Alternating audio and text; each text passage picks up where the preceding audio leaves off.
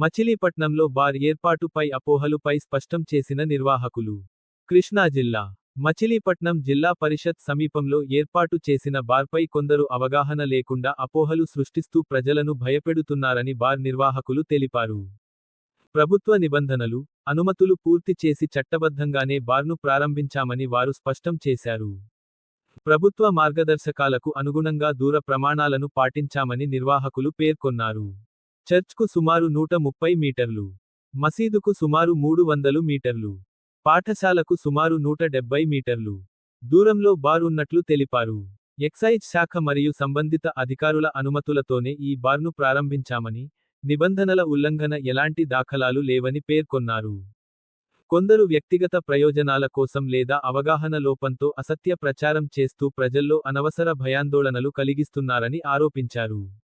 ప్రజలు వాస్తవాలను తెలుసుకుని అపోహలకు లోనుకాకుండా ఉండాలని, ఏవైనా సందేహాలు ఉంటే అధికారులను సంప్రదించాలని నిర్వాహకులు మార్నింగ్ హైనీ చర్చ్లో చర్చ్ ఫాదర్ గారు పిలిచి ఇంటి పక్కనే కొత్తగా బార్ వస్తుందని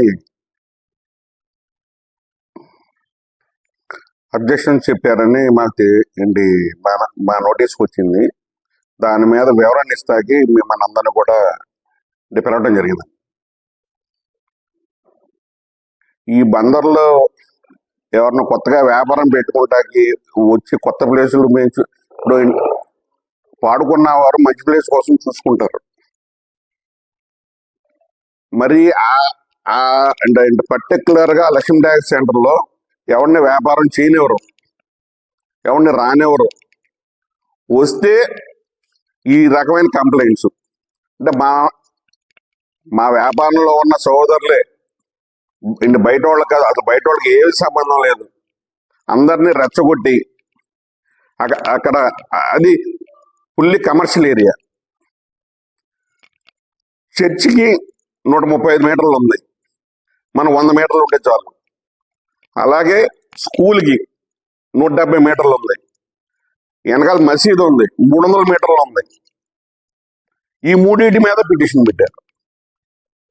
గవర్నమెంట్ 100 మీటర్స్ ఉంటే మనం వ్యాపారం చేసుకోవచ్చు, 100 మీటర్స్ దాటితే అది ఫుల్లీ కమర్షియల్ ఏరియా. అది అందరూ వ్యాపారాలు చేసుకుంటున్నారు. ఒక 20 సంవత్సరాల క్రితం కూడా అక్కడ వాసవి బార్ అండ్ రెస్టారెంట్ అనే షాప్ ఉండేది, బార్ ఉండేది. ఇవాళ కొత్తగా వచ్చి పెడతాం కదా అక్కడ.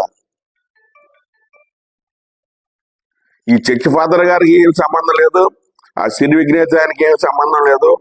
వెనక నుంచి కొన్ని దుష్ట శక్తులు అక్కడ వ్యాపారం పెడితే మేము నష్టపోతాం అంటే ఇవాళ దాకా మంచిగా ఎంజాయ్ చేశారు అక్కడ. ఇప్పుడు ఆ ఎంజాయ్మెంట్ తగ్గిపోతుంది.